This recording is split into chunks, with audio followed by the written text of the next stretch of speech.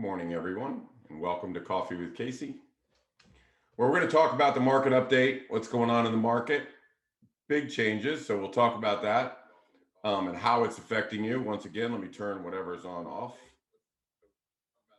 There we go. See how I figure that out.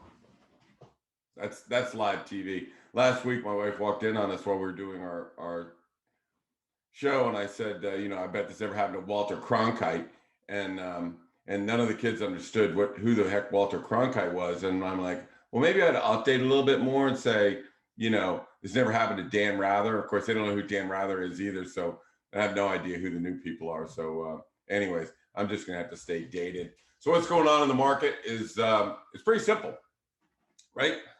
Interest rates have gone up. Our sales are down 30%. So for the third quarter in 2022, that's starting July 1, sales are down 30%. And it's across the board, 30 in Fairfax County, 31 in Prince William County, 30 in Loudoun County. So we have sales that are down. Now, what does that really mean? Does that mean, the key to this is the inventory is down 30%. So if the inventory is down 30% and the sales are down 30%, then that means that the market is not really moving in the direction of the buyers or the direction of the sellers. We're maintaining. Now, who is this bad for? Well, it's bad for realtors that make a living on volume. It's bad for real estate companies that make a living on volume. Anybody that makes a living on volume. Mortgage companies, settlement companies, real estate companies, anyone that has to do with that. Home inspectors, anybody that services the industry. So it's just the industry is down 30%. Now, the key here is that that it's the inventory. So let me give you an example. The last four homes that we listed, right? Gold standard listings that we listed, all had multiple contracts, all sold at above list price. 3 out of 4 were all cash. None had home inspections.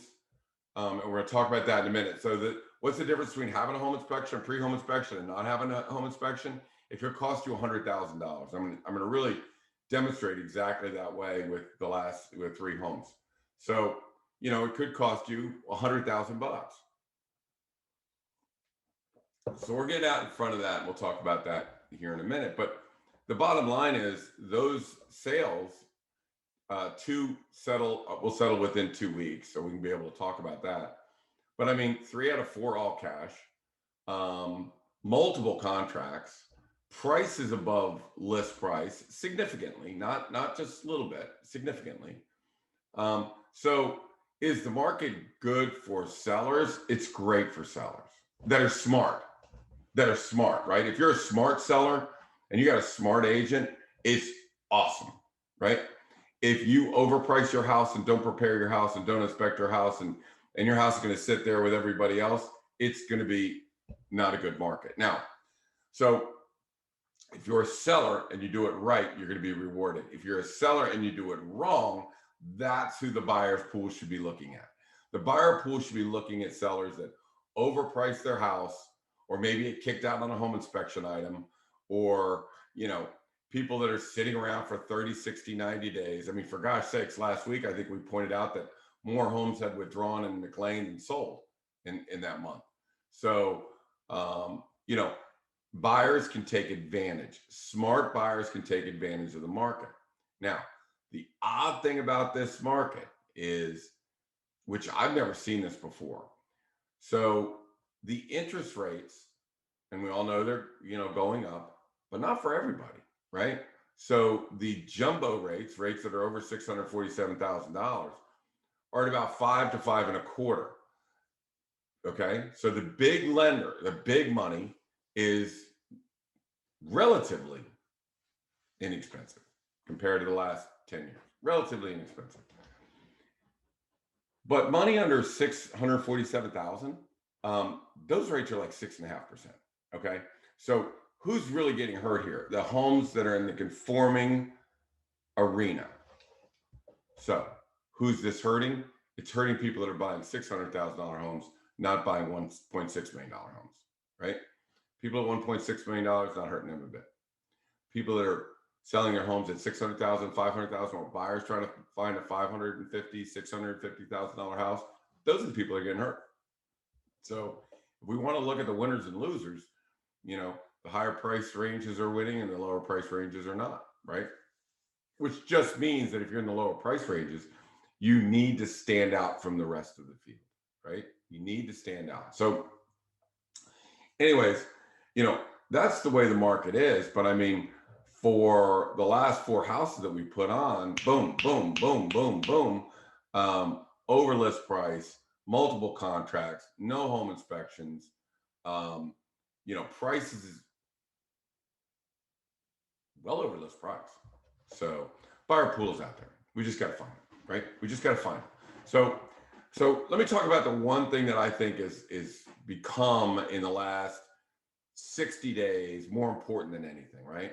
So we have a listing. The listing gets a contract. The contract is for list price, right? Big price, list price, and it kicks out. On the home inspection, it kicks out. I gotta have coffee because it's coffee with Casey, for God's sakes. It kicks out because of the home inspection. When it comes back on the market, that's an immediate loss of $50,000, $60,000, $70,000. In some cases, if you got a big house, it could be $150,000, right? So what you had and what you lost because of a home inspection maybe is $100,000, $150,000 difference. It's at least $50,000, right? So let's just bank that if we have to do a home inspection and we fail, which is a 50-50 shot, too high a risk for me, way too high a risk for me, right? I have no risk tolerance whatsoever. You're going to lose $50,000. Now, on the other hand, right, we took a 1909 house, and we are now recommending to our sellers to get upfront in front of this and get a home inspection. If we see any issues that there may be with a home inspection, older house, maybe not the greatest condition, we're getting home inspection, right? So we get a pre-home inspection. So we get a pre-home inspection on a 1909 house, right? The seller doesn't want it. We don't want it, right? Because it's work and there could be disclosure issues and blah, blah, blah, blah. It doesn't matter what we want, right? It doesn't matter what you want. It matters what you have to do. So we do the home inspection. They do come up with a few things. Those things are fixed, right?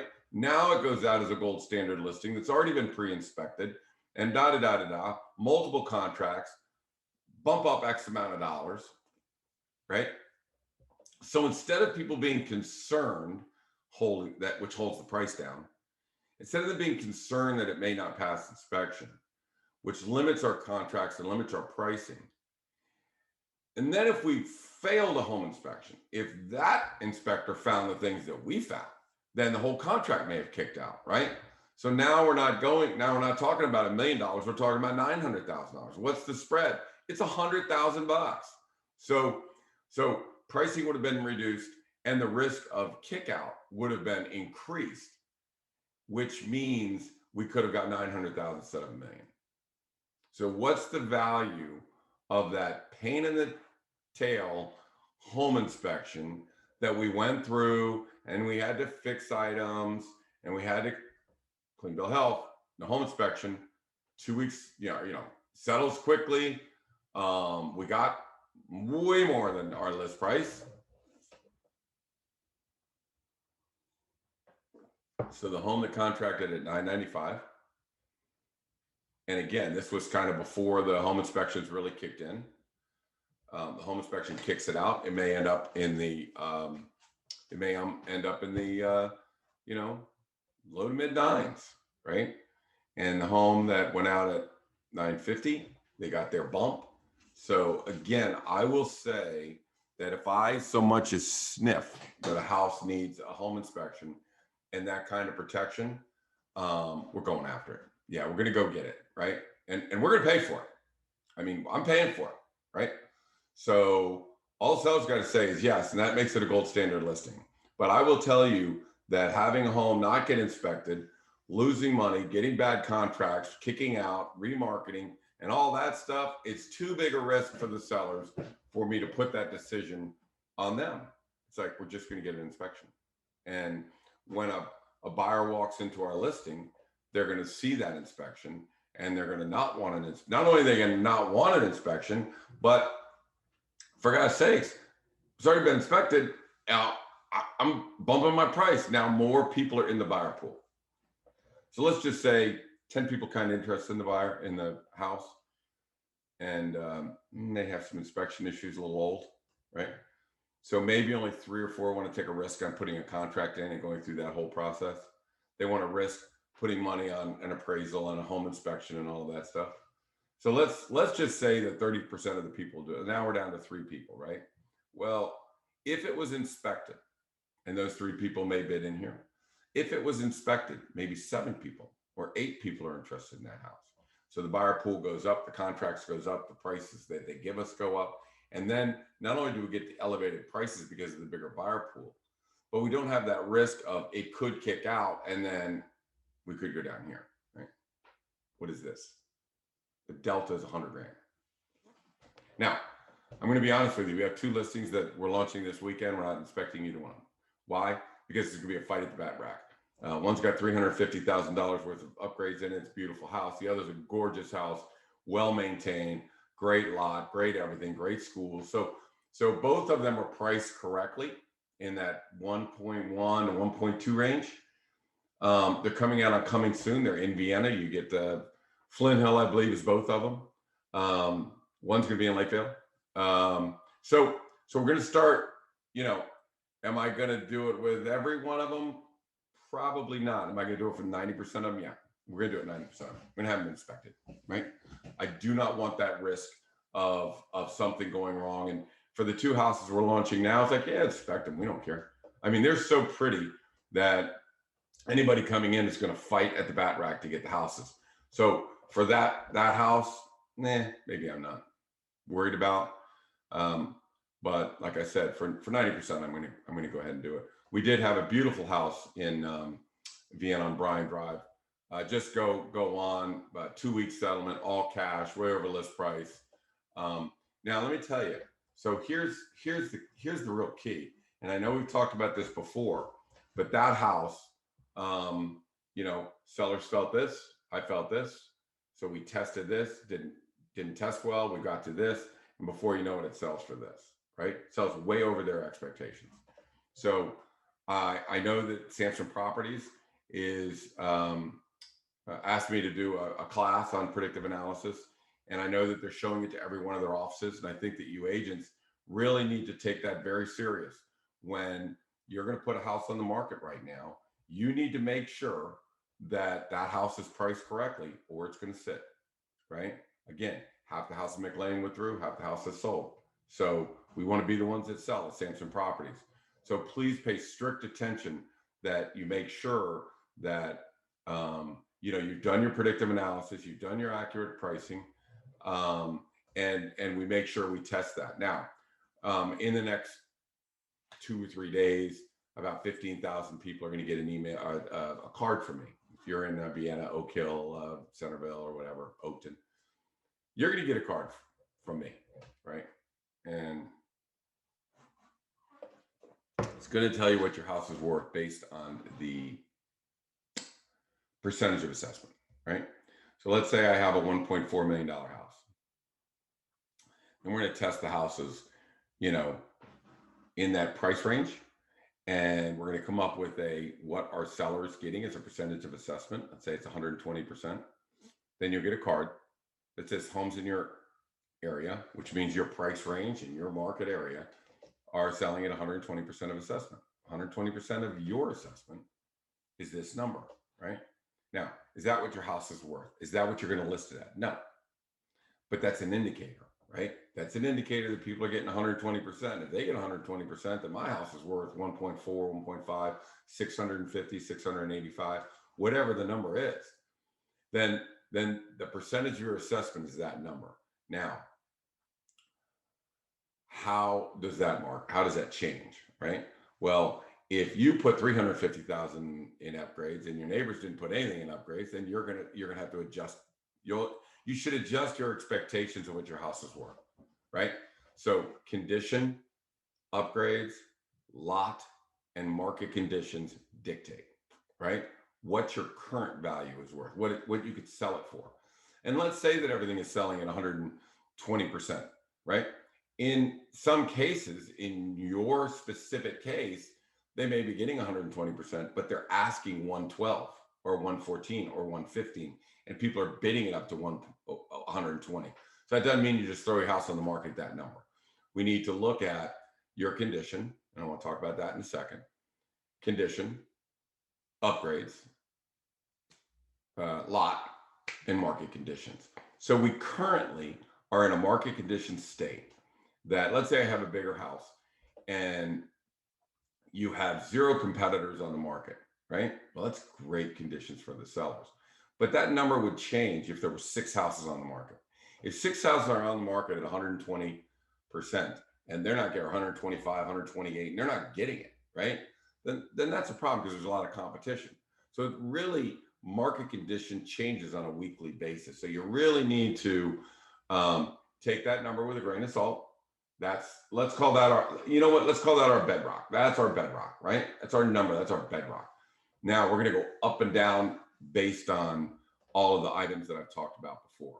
So I know somebody's going to call me and say, okay, my house is worth 1.4, put it on for 1.4.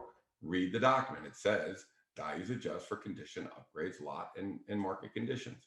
And then we want to look at where everybody's listing their house at. So some may go off at that number and some may not. Some may go off at higher, right? Some may have so many upgrades that it's $400,000 in upgrades, which is extraordinary for that market. Then we would go with a higher number. So really what I'm trying to do is give everybody a bedrock. So if let's say, for example, and this is an accurate example. Let's say I run all the houses that did withdrew, unsold. I guarantee you I go in there and find they're on the market for 136% when their market is selling at 120. So some realtor came in and said, hey, I can get you a bigger number for your house. They listed it higher. It withdrew. They got angry, right? They withdrew. All right. So now they'll look at what I'm saying and saying, well, house worth 120%, but we've got this, and this is upgrade. Final value goes up or down based on condition and upgrades, right? So we will be sending out about 15 or 20,000 of those cards per month. Yeah, per month. So I'm going to make sure everybody in my market is up to date on where their bedrock is, right? Where their percentage of assessment is selling for. You know, it was 130, now it's 122. You're just going to have to, we got a market changing. If you're going to adjust, you got to adjust with the market. But I would just say this for sellers. Great time. It's hard to say or make a case that it's a great market for sellers and a great market for buyers, right? So let me put it another way. It's a great market for smart sellers. It's an awesome market for smart buyers. So this is no place for idiots. This is no place for amateurs. This is no place for Uncle Bob pricing a house or Aunt Joyce who just got their license pricing a house. This is a place for professionals. Smart sellers win. Smart buyers can win even bigger, right? So let's say this house goes on the market for $1 million and it goes in, and all of a sudden they flunk a home inspection because they didn't do a home inspection. And before you know it, it's down to the 900, 915, 920. Okay. One buyer was going to pay $1 million. Now you get it for 920, right? You get it for $920,000. Pretty damn good deal. Where you would have had to pay $1 million. Now you got a 10% discount on that house. And now you're going out taking advantage of. Now, to all the buyers out there, don't walk into a really great listing that's got a lot of competition. Everybody's looking at it. And everybody's bringing in contracts and trying to cut the knees out of that listing. So if you want to cut prices and go low, then you want to let houses sit on the market for 30 days. If you just need a house for your family and you're looking for the best house available, you're going to buy them in the first weekend. Still, you're going to have multiple contracts. Still, you're going to have to compete with other sellers with other buyers over list price. Just got to do it, right? So how do you make a case for this is a great seller's market and it's a great buyer's market? You just put the word smart in. Great market for smart sellers, great market for smart buyers, right? So let's talk about another thing we're going to do. So we got a train strike coming on. We already have supply issues. Looks like the union's going to go on. And what is that going to do? If trains shut down, um, there goes the supply chain. Even worse, it's going to make things worse. So we run in a warehouse. We're buying a bunch of stuff right now. We're buying, what are the normal lamps that we use in dining room? Buy a bunch of them. What are the normal lamps that we use in kitchens? Buy a bunch of them. What kind of hardware do we use? Buy that. The pictures that go on walls. So if you see the wall hangings of a house, it comes through in pictures that if the wall hanging is big and wooden and dated, right? Even though it could be a Picasso, for God's sakes, it's dated, right? We don't want to see dated when we do that. So we'll fill that warehouse full of modern, up to date, cool looking wall hangings that in the picture of a dining room, you're going to see a nice, cool, modern piece, right? You're going to see a modern lamp and you're going to see a modern piece. So we're going to go ahead and make the investment, and we're going to, fill our warehouse up and get just what we need, right, for our clients. And if we can still order it, fine. But I just got a sneaking suspicion that if the trains go on, and this is not a hoarding thing, this is just making sure we have the stuff we need to operate our business and for our sellers. So, sometimes we'll go in and say, sell or buy a rug or buy a thing. We're not going to do it. We're going to just buy them all. Well, we're going to buy rugs. We're going to buy wall hangings. So when we come into a house, Kelly and Morgan and Colby and Billy and our group, Pam, they're just going to go to the warehouse, pick what they need, put it in the house, make it look like a modern house, at least a transitional home, and swap out some of the wall hangings, because that's what really shows up the most in the pictures, right? So as long as people see modern wall hangings, they think modern house. It's lipstick, but it works, right? So we're just going to make sure that, moving forward, and I will tell you that we've done 4.5% listings forever. Those are 5% now. We're going to, anybody that's in the pipelines that we've already met with, it's 4.5. But the bottom line is the pictures are going up, the Google ads are going up, geofencing is going, everything's going up ridiculously. And so we're going to move to 5, and we're going to have the home inspected. Yeah, I'm paying for that. And the reason is I don't want a seller to go, well, should I or shouldn't I? No, we're going to do it. If I recommend it, we're going to do it, and I'm going to pay for it. And we just need to make sure, because the seller doesn't know what I know or what we know, what my team knows. What my team knows is if it's not inspected and should have been, you could lose $100,000. So now, this is a selfish thing, right? This is a selfish thing for us. Makes our job easier when we get this done. I always tell people that in a market like this, you are either driving the bus or you're going to get hit by the bus. And the last thing I want to do is be standing next to you when you get hit by the bus, right? So what I'm going to do is I'm not going to stand in the middle of the street with a seller going, I don't think we're going to hit by a bus. I'm going to get out of the street. I'm going to put you in the bus and we're going to drive the bus. So if we do have a home inspection on our side and everything is clear for takeoff, we're fine. If I feel that we're going to get mobbed with buyers on a sale, I may not, right? I may think, hey, we're still in 2022 or 2021. I don't think we're going to get a home inspection on this. But if I even sniff, I think that we're going to have a little problem, I'm going to go ahead and have it inspected, right? I got one house that's had $350,000 of upgrades. The last thing I need to worry about is an inspection on that house. So, so not everything will be inspected, but if I think it needs it, we're going to do it. So again,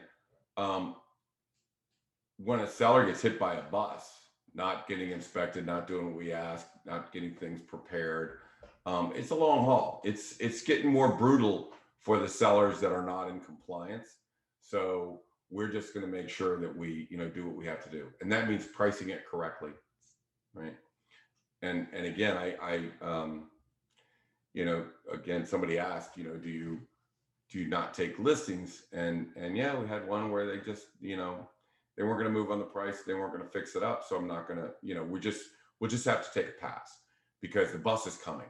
And I don't want my agents, I want them spending their time on good sellers, good buyers that are realistic about what we're doing. And we have a certainty of success, right? A certain percentage of success. We're going to stay in that wheelhouse.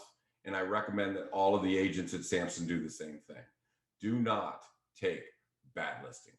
You do have to be up to date on what the market conditions are, what that home should be priced at, do your predictive analysis, set the house up so it looks like a modern house or at least a transitional house with the wall hangings and carpets and all that stuff, whatever it needs. They're not that expensive. Just a quick tip, you can go to Home Goods and get a $59 wall hanging that looks modern as can be and put it up on that wall, and it looks like you're in a modern facility.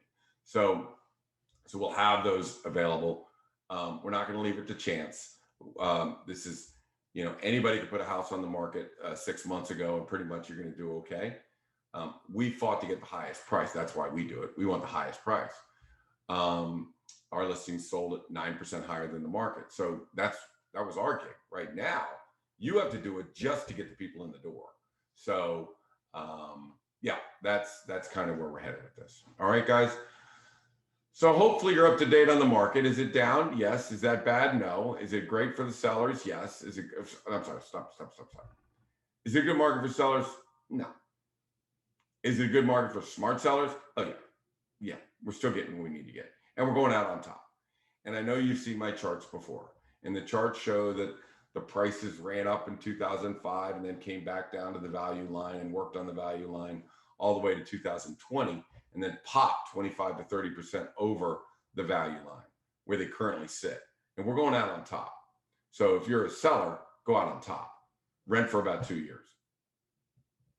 Just rent for about 2 years.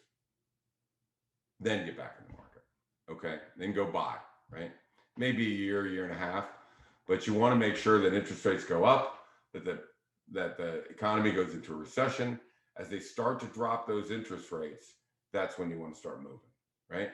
Because most of my sellers have a lot of cash and, and they're just downsizing, right? So let's just put your cash in a bank, have a good time, rent a place, just date wherever you want to live for a little while and then move in. Now, if you're a family with 3 kids, you need to put down roots. You need to buy a house. I got one coming out on Oak Valley and one coming out on Lindell Lane in Lakeville. So if you need a house, put down roots and have kids go to a great school and enjoy a great community, we already got that. That's who wants to come in on these 2 houses. All right. My name is Casey Samson. You've been listening to Coffee with Casey. I hope you got something out of it. This is a market for smart people. This is not a market for amateurs. This is not a market for Uncle Bob or Aunt Joyce that just got their license or your, people that are just starting out. They should be working with more experienced agents until they're experienced enough in this market to go out on their own. Hope you've enjoyed the show. My name is Casey Samson. I'm at 703-508-2535. And I hope I've explained those cards you're going to be getting in the mail in about a day or two. And like I said, you'll get one every month. And I'll make sure that everybody's up to date on what their house is worth. And then if you want to know what it's really worth, moving up and down from that point, then you just give me a call and we'll run the numbers for you. All right. You can reach me at casey@caseysamson.com or see all the hard work that Julie does at caseysamson.com to see what's current in the world. We'll see you again next week on Coffee with Casey. Bye now.